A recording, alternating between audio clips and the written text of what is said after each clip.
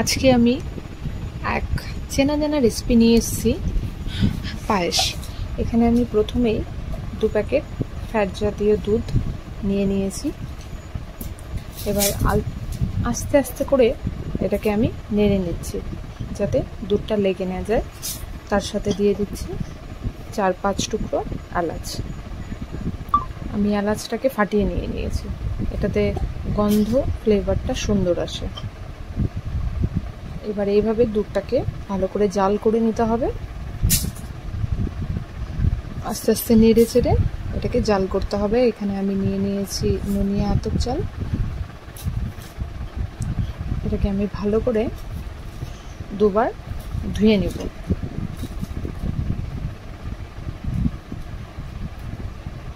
এবার চালটা আমি এই দুধের মধ্যে দিয়ে দিচ্ছি। দুধটা কিন্তু আমি অনেকটাই জাল করেছি, ভালো করে ফুটিয়ে নিয়েছি। দেখতেই পাচ্ছ দুধটা অনেকটা কমে এসছে। এবার চালটা এখানে মিশিয়ে দিচ্ছি আর হালকা করে নেড়ে দিচ্ছি। এভাবে আমাদেরকে নাড়াচাড়া করতে হবে। আর আমি একটু পায়েসে লবণ অ্যাড করি, এটাতে টেস্টটা ভালো আসে। শুধু মিষ্টি মিষ্টি ব্যাপারটা থাকে না, একটু নোনতাও লাগে, ভালো লাগে।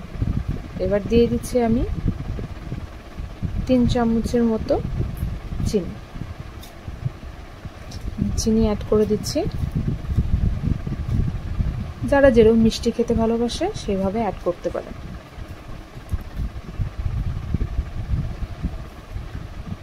এবার এটা ভালো করে উতলে যাওয়ার পরে আমি এখানে দিয়ে দিচ্ছি ড্রাই ফ্রুটস। এবার এটাকে ভালো করে নেড়ে চেড়ে নেব আর রেডি হয়ে যাবে আমাদের পায়েস বা মিষ্টান্ন, যাই বলো না কেন। ভালো লাগলে অবশ্যই সাবস্ক্রাইব করবে, কমেন্ট